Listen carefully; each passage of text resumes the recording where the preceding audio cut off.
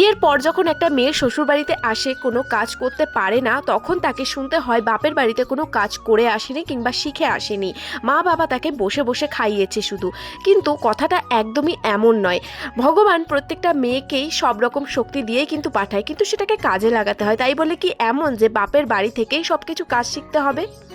নমস্কার, আমি বিউটি। কেমন আছো তোমরা সবাই? আশা করছি খুব ভালো আছো, আমরাও ভালো আছি। আজ হচ্ছে বুধবার, সময় এখন 9টা সকালে। চলে এসেছি রান্নাঘরে সকালের জলখাবার করতে। তো চলো দেখা যাক তোমাদের সাথে গল্প করতে করতে কি কি রান্না বান্না করি সেগুলোই তোমাদের সাথে আজ শেয়ার করব। আজকের সকালের জলখাবারে আছে রুটি আর হচ্ছে সবজি। এই যে দেখো, মামামের জন্য স্পেশাল একটা খাবার বানাচ্ছি, যেটা আমরা ছোটবেলায় আমরাও খেতাম খুব। মানে মাম্মি যখন খুব তাড়াহুড়োর মধ্যে থাকতো তখন এই খাবারটা বেস্ট লাগতো আমাদের কাছে। এটা কি? এটা হচ্ছে এই দেখো, আমুল দুধ দিয়ে দিলাম, আমার হার্বাল লাইফের কৌটার মধ্যে ছিল। আর এই যে একটু চিনি, এই দেখো চিনি দিয়ে দিলাম। এবার এটাকে করব রোল। এটাকে রোল করে একটা, এগুলোটাকে কি বলে, একটা পিন আপ না কি বেশ বলে, এটাকে দিয়ে করে দেবো এখানটায়। এবার আমার মাম্মাম খেয়ে পেছনেরটা একটুখানি খুঁজে দিয়ে এইভাবে। এই যে মাম্মাম, নাও খেয়ে বলো পাপাকে কেমন হয়েছে। তুমি ধরে খাও, পাপা ভিডিও করছে। ধরো না না, পিছন দিয়ে বেরিয়ে যাবে। আমি মুড়িয়ে দিয়েছি যাতে না পড়ে যায়। ধরো তুমি ধরে খাও, পাপাকে দেখাও। কি দারুন দারুন। পাপা দারুন। কেমন হয়েছে মামা? দারুন। এরকম তাড়াতাড়ি রুটি করো। হলো কি? এই তো হবে বাবা। সকালবেলা উঠে আমি তো মেশিন না, দাঁড়াও একটুখানি রেডি কর। মানে তুমি পুরো রেডি তো? আমি রেডি। কালকে রাত্রি সেই খাওয়া হয়নি, সেই 5টার দিকে ভাত খেয়েছি, তারপরে রাত্রি খাওয়া হয়নি তো খিদে লেগেছে প্রচুর। আচ্ছা আচ্ছা, এক্ষুনি হয়ে যাবে। এই যে রুটিটা অনেকগুলো হয়ে গেছে, আর এই যে বাকি আছে। প্রচন্ড খিদে, তাড়াতাড়ি খাও, রান্না করো। দেখি কি এদিকে কি সবজি। ওইখানটায় জল দিয়ে দিতে হবে। যুগ পাল্টেছে, এখন সব মেয়েরাই কিন্তু রান্না বান্না বলো, ঘরের কাজ বলো, বাইরের কাজ বলো, সবই করতে পারে।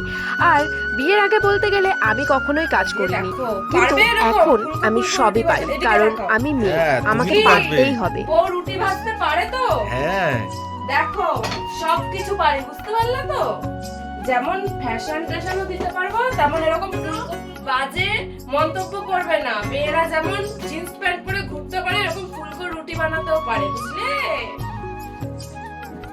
বাপের বাড়িতে প্রত্যেকটা মেয়ে কিন্তু আদরে যত্নে থাকে, তাই যখন শ্বশুর বাড়িতে আসে কোনো কাজ না পারে তখন তাকে অনেক কথাই শোনায়, কিন্তু তারা তখন কখনো ভাবেনি যে এই মেয়েটাকেও আমরা নিজের মতো করে গড়ে পিঠে নিই, এটা কখনো ভাবেনি। আর একটা মেয়েকে শেখাতে হয় না গো, সে সময়ের সাথে সাথে সব কিছুই শিখে যায়। যেমন আমি কিন্তু কিছুই করতে পারতাম না, কিন্তু আমাকে কেউ শেখায়ও নি, আমি একা একাই সমস্ত কাজ পারি। এখন এমন কোনো রান্না বান্না বা এমন কোনো কাজ নেই যে আমি এখনো পারি না। তাই কখনো একটা মেয়ে নতুন শ্বশুরবাড়িতে আসলে তাকে একটু মানিয়ে নেবার চেষ্টা করো, দেখবে সে তোমাদেরকে ছাড়া আর অন্য কিছু বুঝবেই না। তোমাদের জন্যই কিন্তু তার রেপুটেশন খারাপ হয়, যে একটা পরের বাড়ির মেয়েটা খারাপ। পরের বাড়িটা মেয়ে কখনো খারাপ হয় না, সেও চায় সবার সঙ্গে সংসার করতে ভালোভাবে, কিন্তু তাকে একটুখানি সময় দিতে হয়, একটু মানিয়ে নিতে হয়। সবাই ভেবেছো যে সবার পছন্দ মতো রান্নাবান্না খাবার দাবার খাওয়ার জন্য করার জন্য, কখনো কি ভেবেছো যে এই নতুন মেয়েটা এসছে, সে কি খেতে ভালোবাসে, সে কি করতে ভালোবাসে, তাহলে তার পছন্দের কোনোদিনও কি রান্না করে দিয়েছো সেই নতুন বউটাকে বাড়ির? কখনো ভাবোনি, সবসময় নিজেদের স্বার্থ সিদ্ধি করার চেষ্টা করেছো। এই যে যাও যাও, তাড়াতাড়ি দাও, খিদে লেগেছে ভীষণ। তুমি কোথায় বসছো?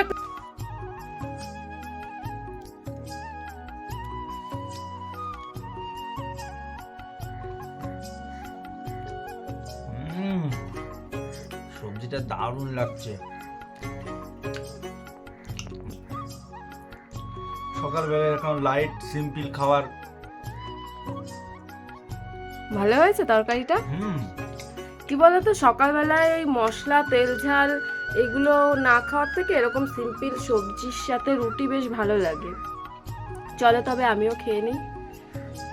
মাম্মামকে খাইয়ে স্কুলে পাঠিয়ে দিলাম। যারা নতুন শ্বশুর শাশুড়ি হচ্ছেন তাদের কাছে একটাই অনুরোধ, একটু বৌমাকে ভালোবাসুন, একটু বৌমার কথা বুঝুন। ভিডিওটা তো পুরো দেখে নিলে, তবে একটা লাইক কমেন্ট করে যাও, আর এইসব নতুন নতুন বৌমা শ্বশুর শাশুড়ি বড়েদের জন্য শেয়ার করে দিও, যারা এই ভিডিওটা দেখেও একটুখানি কিছু শিক্ষা পাবে। তো চলো আজকের মতো বাই বাই।